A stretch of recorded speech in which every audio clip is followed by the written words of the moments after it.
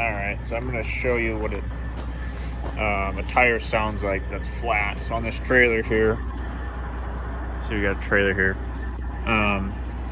one of these tires, and I'll pound on them, each tire, and then go on which one's flat and which one isn't. So I'm just going to put my glove on, and then we'll just kind of bang on a tire.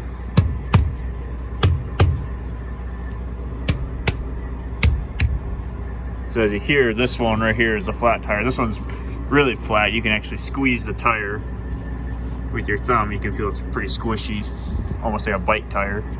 But as you hit it, it's just a super dull thud versus if I hit this tire. It's a lot, kind of a lighter ping. It's got more bounce to it. And that's how you kind of check your tires when you're going around your truck and your trailer. You want to make sure you're either hitting them with your fist or kicking them with your foot, or some guys have like a hammer or an actual thumper mallet. You bang on your tires, and that's how you check to make sure they at least have a good amount of air in them. And then if you want to go even more in depth, you could get an actual tire gauge and take the valve stems off and actually check them. A lot of these newer trailers, they have this little system on it. And basically what it does is it regulates the air pressure between the two tires. That way, if let's say one of them's a little bit higher than the other one, it'll balance that pressure out so you don't have one tire that's super high, like on the inside or the outside, and it's because it'll cause them to wear differently, and you're trying to balance that weight between all 8 of your trailer tires along with the other 10 on your tractor. And then if we go on the other side here of this trailer, we can check these ones quick. We're not taking this trailer tonight, but so you can hear that all these tires are at least pretty close in tire pressure, but it's just that one that's low, so it's probably got a nail or something in it that's causing it to leak out air. And if you're to drive even with an empty trailer like this, with that low tire, once you get on the highway and start warming up the tires, you run the risk of, especially with that inner tire, it could come off the rim. So the bead right here, it could break loose since there's no air pressure holding it, the shape of the tire as you're driving. So that could break loose, and that whole tire could come off the rim on the inside, and then it could explode, and then you're leaving tire chunks on the highway, which is not only dangerous for you, especially with the empty trailer, because when that blows up, that's going to cause quite the ruckus with your trailer, and it's going to move around a whole bunch.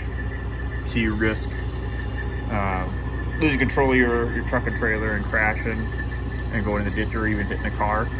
And then the tire chunks, as they come flying off your truck, could damage somebody's car and cause them to crash and cause an accident behind you.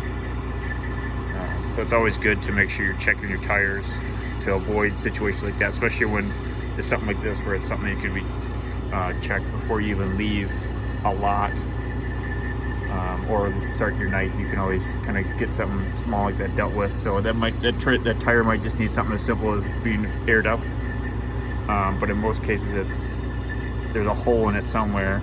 So the easiest thing to do is just to replace the whole tire and rim assembly. So what they do for that is they'll jack up that axle that the tire's on, and then they'll undo all these bolts.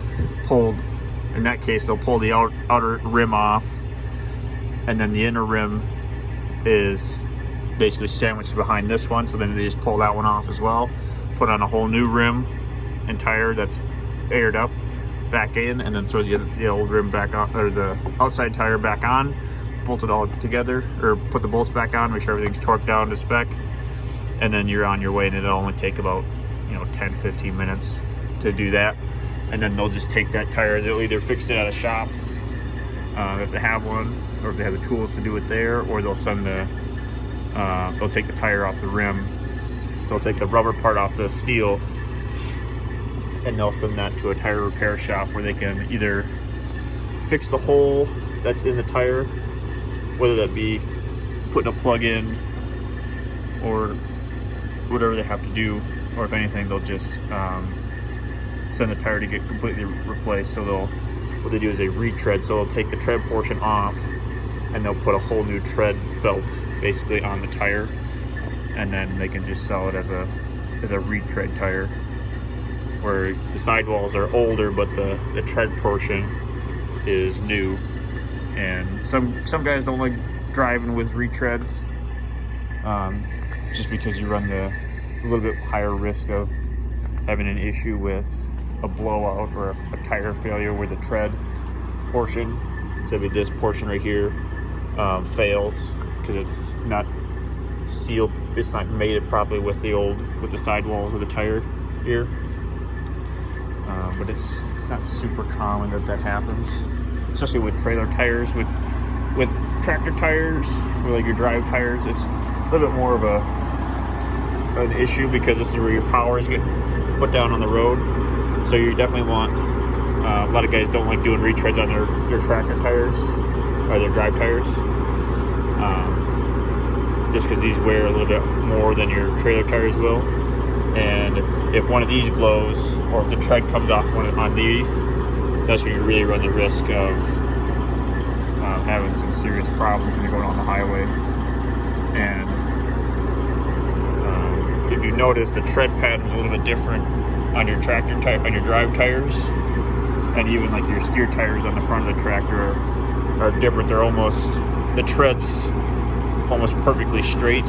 It just got a groove in between here. So in your drive tires, you got these little bit of knobs. It almost looks like a regular car tire, but in your steer tires, it's a perfectly straight groove, kind of similar to the trailer tires were.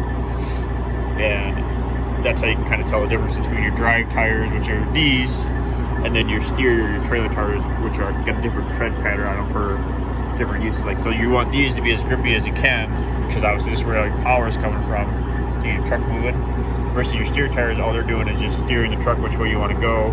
So they don't need to really grip the road, they just need to be able to cut into the road surface to move the truck left or right. And then your trailer is basically just there supporting the weight. It's not doing any steering or driving. So you don't really need any fancy tread pattern to grip the road. But I just figured I'd show you kind of what that sounds like. I know in the past I've talked about, you know, thumping your tires, kicking them to make sure you got air in them, and it's pretty rare that you find a trailer or a tractor tire that's low. So since I had the opportunity, I figured I'd show you guys what it looks like and sounds like. That's all I got for you guys.